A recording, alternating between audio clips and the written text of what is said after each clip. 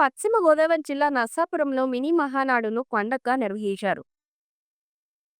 పట్టణంలోని వీవర్స్ కాలనీలో జరిగిన ఈ మినీ మహానాడు ముఖ్య అతిథిగా శాసనమండలి chief whip Panchumarthi Anuradha, minority affairs committee chairman షరీఫ్లు విచ్చేశారు. కాలనీలలో కొత్తగా ఏర్పాటు చేసిన ఎన్టీఆర్ విగ్రహాన్ని ఆవిష్కరించారు.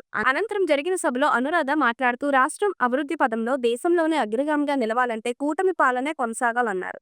వచ్చే ఎన్నికల్లో వైసీపీని భూస్థాపితం చేసే దిశగా కార్యకర్తలు ఇప్పటి నుంచి సైనికులుగా పనిచేయాలని పిలుపునిచ్చారు.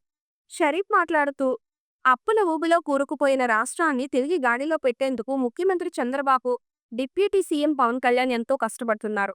ఆర్థికంగా ప్రభుత్వానికి ఎన్ని సవాళ్లు ఎదురైనప్పటికీ సూపర్ 6ను అమలు చేస్తూ రాజధాని అమరావతి, పోలవరాన్ని పూర్తి చేయాలని ప్రభుత్వం దృఢ నిశ్చయంతో ఉందన్నారు.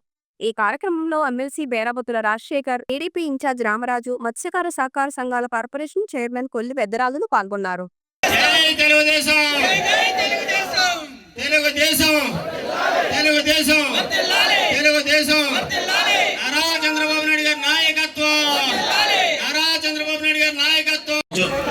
శిలాఫలకాన్ని కూడా ఓపెన్ చేయవలసిందిగా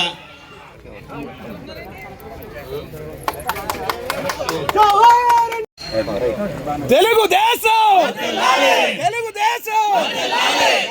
చంద్రబాబు నాయుడు గారి నాయకత్వం.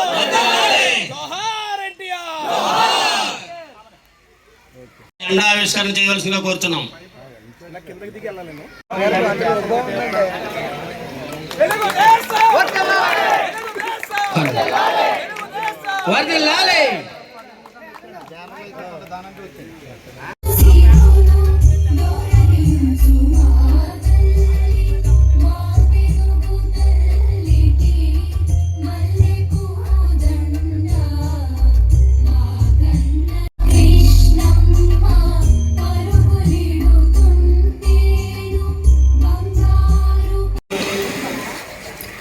సభాధ్యక్షుల వారికి మైక్ అందజేయడం జరుగుతుందండి. Thank you. మన స్టేజ్ మీద ఉన్న నాయకులందరికీ కూడా ఒక విజ్ఞప్తి అండి. ఇప్పుడు ఎందుకంటే కొంతమంది నాయకులకి అవకాశం ఇవ్వడం జరుగుతుంది. తీర్మానాలు చేశారు రామరాజు గారు, కొంతమంది బలపరిచారు. నా మైండ్లో ఏం మెదులుతుందంటే, ఇన్ని వేల ఎకరాల గురించి జగన్మోహన్ రెడ్డి గారికి కనుక తెలిసి ఉండుంటే ఈ పాటికి అవన్నీ ఆంఫర్ట్ అయిపోయాయి. వీళ్ళేంటి 17,000 ఎకరాలు ఫ్రీ హోల్డ్ చేయాలంటారు, 6,000 ఎకరాలు ఇంత బహిరంగంగా చెప్తున్నారు. ఇవి కానీ జగన్మోహన్ రెడ్డి పార్టీ వినుంటే గనక, లేకపోతే అందులో ఏదన్నా ఆ రోజు ఆయన ముఖ్యమంత్రిగా ఉన్నప్పుడు వినుంటే ఖచ్చితంగా ఇవన్నీ ల్యాండ్ టైటిలింగ్ యాక్ట్ పేరుతో మొత్తం అన్యకాంతం అయిపోయాయి.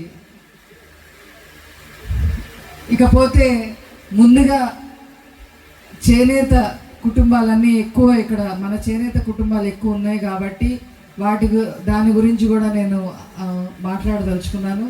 మరి స్వర్గీయ ఎన్టీ రామారావు గారు జనతా వస్త్రాలు తీసుకురావటం దగ్గర నుంచి, అట్లాగే నారా చంద్రబాబు నాయుడు గారు ముఖ్యమంత్రిగా అయిన దగ్గర నుంచి, మరి ముడి సరుకులో రాయితీలు కానీ, నూలు రంగుల్లో రాయితీ కానీ, 111 కోట్ల రూపాయల వరకు రుణమాఫీ చేయటం కానీ, పావలా వడ్డీ రుణాలు ఇవ్వటంలో కానీ, థ్రిఫ్ట్ ఫండ్ ఇవ్వటంలో కానీ, ఆప్కోని బలపరచడంలో కానీ, ఇలాగా మరి 50 ఏళ్లకే మరి పెన్షన్ ఇవ్వటం కానీ, మరి వర్షాకాలంలో మరి గుంటల్లో నీళ్ళు వస్తే అప్పుడు ఆదాయం ఉండదు కాబట్టి వాళ్ళకి 4,000 రూపాయలు ప్రతి కుటుంబానికి ఇవ్వటం కానీ, ఇలాగా అనేక రకాలుగా మరి ఎవరైనా ఆదుకున్నారు, ఏ పార్టీ అయినా ఆదుకుంది అంటే ఒక్క తెలుగుదేశం పార్టీనే అని చెప్పి ఈ సందర్భంగా నేను తెలియజేస్తా ఉన్నా. అదేవిధంగా జగన్మోహన్ రెడ్డి గారు వారు ఏం చేశారు అని అంటే, ఇప్పుడు నేను ఏమేమైతే మాట్లాడానో అవన్నీ తీసేసి దాదాపు 15 లక్షల మంది చేనేత కార్మికులు ఉంటే 1 లక్ష మందికి మాత్రం నేతన్న నేస్తం పేరుతో ఒక 25,000 రూపాయలు ఇచ్చి ఇంకా కుటుంబాలని పట్టించుకోకుండా వదిలేసిన బాపతి. ఇంకో విషయం కూడా మీ అందరికీ కూడా చెప్పాల్సిన అవసరం ఉంది. జగన్మోహన్ రెడ్డి తాతగారైన రాజారెడ్డి ఒక చేనేత కులానికి సంబంధించిన నందం సుబ్బయ్య అనే వ్యక్తిని మర్డర్ చేసిన దానిలో ముద్దాయిగా ఉన్నాడు. ఆ కేసు విషయం నేను 1 నిమిషంలో మీ అందరికీ కూడా చెప్తాను. ఒక చేనేత కులానికి సంబంధించిన వ్యక్తి ముగ్గు గనులు పాడుకుంటానికి వస్తే మీరు గుంటల్లో కూర్చునే వాళ్ళకి మీకు ముగ్గు గనులు కావాలా ఏంట్రా అని అతని మీదకి వెళ్ళి అతన్ని మర్డర్ చేసిన వ్యక్తి రాజారెడ్డి. ఆ కేసు చానాళ్ళు నడిచింది. ఆ కుటుంబ సభ్యులు రాజశేఖర్ రెడ్డి గారి మీద కూడా కక్ష తీర్చుకోవడానికి ఏకంగా సెక్రటేరియట్ కూడా బయలుదేరిన సభ్యులు రాజశేఖర్ రెడ్డి గారి మీద కూడా కక్ష తీర్చుకోవడానికి ఏకంగా సెక్రటేరియట్ కూడా బయలుదేరిన విషయం పేపర్లో కూడా పడింది. అలాగే జగన్మోహన్ రెడ్డి గారికి చేనేత కన్నా చేనేత కుటుంబం కన్నా ఆ కుటుంబానికి అసలు నచ్చదు. వీళ్ళు గుంటల్లో కూర్చునే వాళ్ళు, వీళ్ళతో మనకేంటి అనే ఆలోచన విధానం ఉన్న వ్యక్తులు వాళ్ళు. దానికి ఇంకో ఉదాహరణ కూడా చెప్తాను. మొన్న జగన్మోహన్ రెడ్డి ముఖ్యమంత్రి అయిన తర్వాత ఒక చేనేత కుటుంబానికి సంబంధించిన 2 వ్యాపారస్తులు ధర్మవరంలో వ్యాపారస్తులు వాళ్ళ యొక్క సరుకు విజయవాడకి ఒక వ్యక్తికి పంపించడం జరిగింది. ఆ వ్యక్తి వైసీపీ నాయకుడు. సరుకు 2 ఏళ్ల నుంచి తీసుకుంటున్నాడు కానీ ₹1 కూడా వాళ్ళకి ఇచ్చిన పాపాన పోలేదు ఆ వ్యక్తి.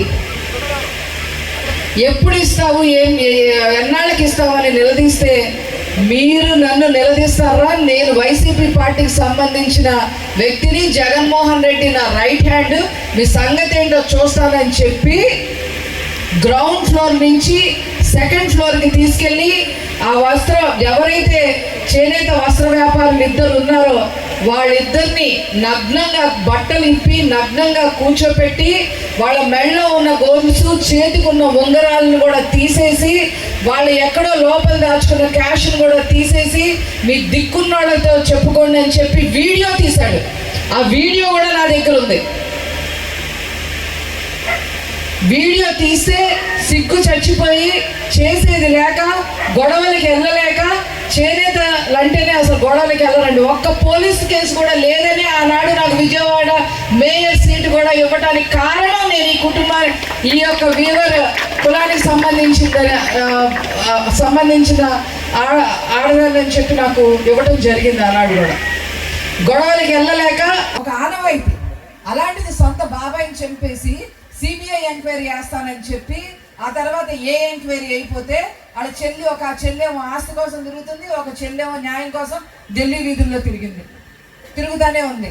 తల్లి వర్కింగ్ ప్రెసిడెంట్ని చేశాడు, అవతల బారేశాడు వర్కింగ్ ప్రెసిడెంట్గా. ఏది అతను ముఖ్యమంత్రిగా ఉండగానే. తర్వాత పెళ్ళిళ్ళు ఎవరైనా చేసుకుంటే మన పక్కన వైసీపీ వాళ్ళు ఉన్నా కూడా, కుటుంబంలో వైసీపీకి సంబంధించిన వ్యక్తులు ఉన్నా కూడా మనం వెళ్ళి ఒకే వీధిలో ఉన్నాం కాబట్టి పెళ్లి పిలుస్తాం. పిలవా? ఎందుకు పిలవం? 20 ఏళ్ళ నుంచి మీరు కలిసి ఉన్నారు, మీరు పిలవండి, మనకి పార్టీలు ఎందుకని మనం పిలుస్తాం. అట్లాగే ఆ షర్మిల కూడా మరి అందరినీ పిలిచింది. నారా చంద్రబాబు నాయుడు గారిని కూడా పిలిచింది వాళ్ళ అబ్బాయి పెళ్ళని. ఆ వంట పసుపు చీర కట్టుకుందని చెప్పి ఈయన మాట్లాడుతున్నాడు. సొంత చెల్లి చీర గురించి మాట్లాడాడంటే వాడు అసలు మనిషా త్రాష్టుడా? అంటే అతనికి ఎవరి మీద ఇష్టం ఉంటుంది? నేను చెప్తా.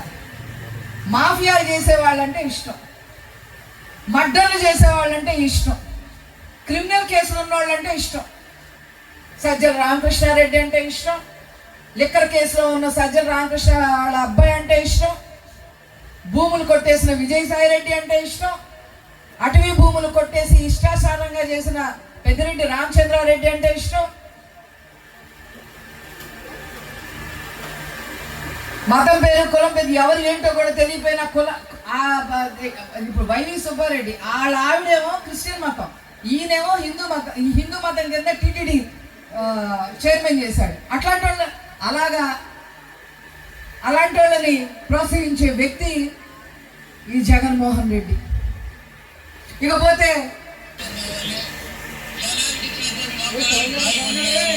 నేను మళ్ళీ వినిపిస్తాను. టాపులు ఎలా పెడుతున్నాడు చూడండి.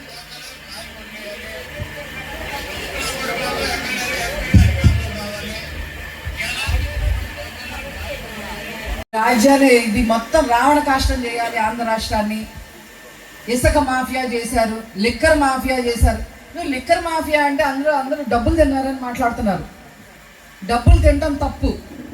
1000 కోట్లు డబ్బులు తిన్నారు. ఇప్పుడు అది ఇన్వెస్టిగేషన్ జరుగుతుంది. నారా చంద్రబాబు నాయుడు గారు నిన్న ప్రత్యేకంగా చెప్పారు, దాని గురించి మాట్లాడొద్దు, అది ఎలా తేలిద్దని చెప్పారు ఆయన. కానీ నేను ఇంకో విషయం మాట్లాడతా. కల్తీ మద్యం అమ్మటం వల్ల తల్లికి చెల్లికి తేడా లేకుండా పోయింది తాగినోడికి. ఎలాంటి పరిస్థితులు తీసుకొచ్చాడో తెలుసా జగన్మోహన్ రెడ్డి?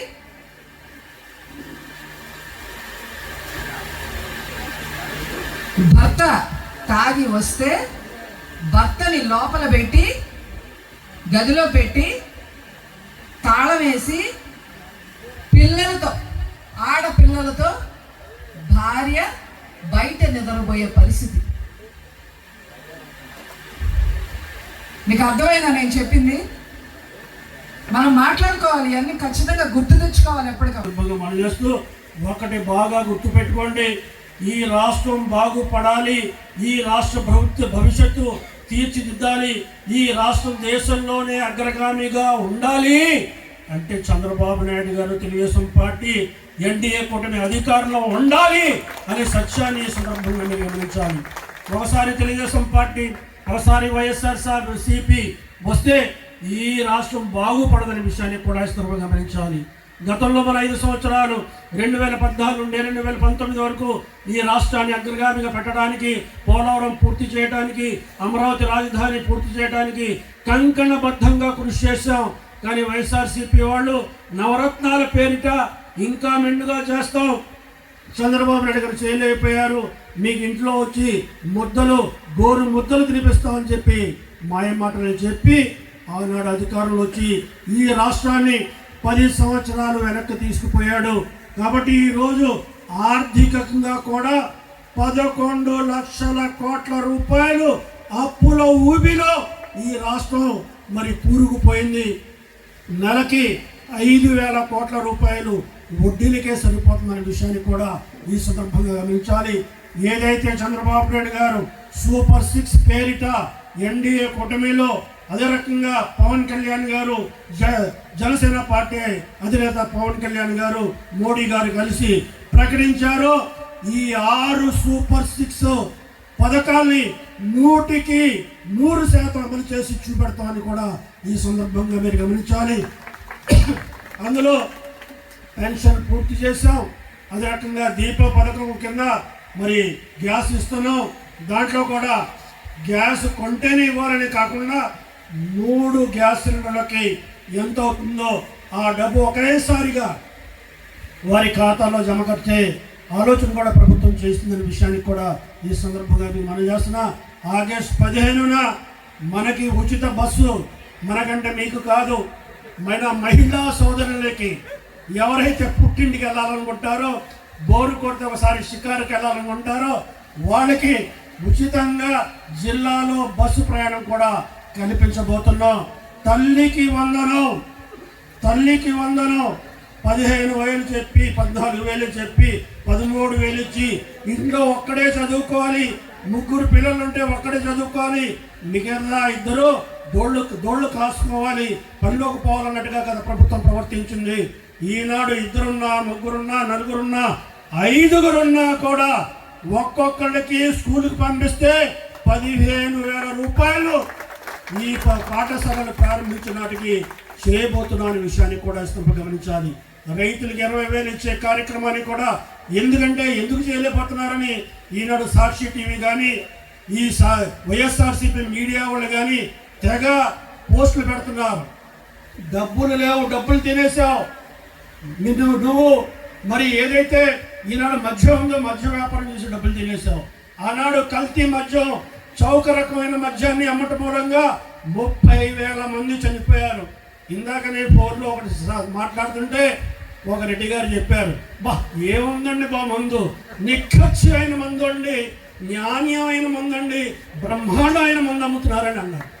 అంటే దాన్ని బట్టి మీరు అర్థం చేసుకోవాలి, గతానికి ఇప్పటికీ మందులో తేడా ఉందా లేదా మరి ఈనాడు గమనించి చూడాల్సిన అవసరం ఉందని మనం చేస్తున్నాం. గతంలో 5 యూనిట్ల ఇసుకని 30,000 కొన్నాను నేను బిల్డింగ్ కట్టడానికి. ఈరోజు 6 యూనిట్ల ఇసుక 11,700 రూపాయలు మాత్రమే. ఇది వ్యత్యాసం మనకు కనపట్లేదా అని ఈ సందర్భంగా మనం చేస్తున్నాం. రోడ్లు నారా లోకేష్ గారు మొన్న మనకు వచ్చినప్పుడు మొగులతూరు కూడా వచ్చాడు. ఆయన వచ్చినప్పుడు ఏం చెప్పాడు, గతంలో గుంతలు ఎక్కడ ఉన్నాయనే రోడ్లు పెట్టి చూసుకునేవాళ్ళం, కానీ ఈనాడు గుంతల్లో రోడ్డు ఎక్కడుందో చూసుకోవాల్సిన పరిస్థితి ఏర్పడిందని ఆయన చలోక్తి విసిరాడు. కానీ ఈరోజు 9,000 కిలోమీటర్ల రోడ్డుని R&B రోడ్డుని అదే రకంగా మరి ఈనాడు నరేగాలో ఊళ్ళలో సిమెంట్ రోడ్లు వేస్తున్న ఘనత తెలుగుదేశం పార్టీదనే విషయాన్ని కూడా గమనించాలి. మిగతా కార్యక్రమాలు అమలు చేయడానికి ఎక్కడా కూడా ధోకా లేదు, మోసం లేదు. ఈనాడు కేంద్ర ప్రభుత్వం కూడా సహకారంగా ఉంది. అమరావతి 3 సంవత్సరాల్లో పూర్తి చేస్తాం. 1 సంవత్సరం లోపులోనే మనకి ఏదైతే పోలవరం ప్రాజెక్టు ఉందో, మనకి పోలవరం ప్రాజెక్టు కడితే వరద ముంపు నుండి మనకు తప్పుతుంది. మన పొలాలు మరి ఈనాడు మరి ముంపుకు గురి కాకుండా ఉంటాయి. అదే కాకుండా దాళవ కూడా నీరు అందే అవకాశం మనకు ఉంటుందనే విషయాన్ని కూడా ఈ సందర్భంగా గమనించాలి. నీకు తెలుసు మరి ఏదైతే మనకి దక్షిణ జోను రైల్వే జోన్ కావాలనుకున్నామో దానికి ఆల్రెడీ మరి సుమారుగా 500 ఎకరాలు ఇచ్చారు. దానిలో జోనుకు కావాల్సిన రైల్వే జోన్కి కావాల్సిన కూడా నిర్మాణం సాగుతుంది. ఉక్కు విశాఖ ఉక్కు మన హక్కు అని ఆనాడు నేను 8వ తరగతి చదువుతున్నప్పుడు రోడ్ల మీద తిరిగాం. ఆ విశాఖ ఉక్కుకి సంబంధించిన 1000 ఎకరాల భూముల్ని రియల్ ఎస్టేట్లో అమ్మేయాలని దాన్ని ప్రైవేటీకరణ చేయడానికి ఆనాడు పూనుకుంటే ఈనాడు ఎన్డీఏ కూటమి 11,400 కోట్ల రూపాయలు ఇచ్చి దాన్ని ఆదుకున్న ఘనత ఈనాడు మనకే దక్కుతుందన్న విషయాన్ని కూడా ఇష్టంగా గమనించాలి. అన్నీ చెప్పడానికి చాలా మనం గుర్తించాలి. ఈ రాష్ట్రం బాగుండాలంటే తెలుగుదేశం పార్టీ అధికారంలో ఉండాలి, చంద్రబాబు నాయుడు ముఖ్యమంత్రిగా ఉండాలి. రోజుకి 18 గంటలు 75 సంవత్సరాల వయసు వచ్చినా కూడా ఈ రాష్ట్రం గురించి ఆలోచిస్తూ ఈ రాష్ట్రంలో ఏ రకంగా పేదరికం దూరం చేయాలి, ఈ రాష్ట్రంలో నిరుద్యోగాన్ని ఏ రకంగా దూరం చేయాలి, ఈ రాష్ట్రాన్ని అన్ని రంగాలు అగ్రగామిగా ఎలా ఉంచాలని ప్రతి నిత్యం ఆలోచిస్తూ కేంద్రంలో ఉన్న మరి ప్రధానమంత్రి గారి సహకారంతో మరి జనసేన నాయకులు మన పవన్ కళ్యాణ్ గారి ప్రోత్సాహంతో ఈ రాష్ట్రాన్ని ముందుకు తీసుకెళ్తున్నారు.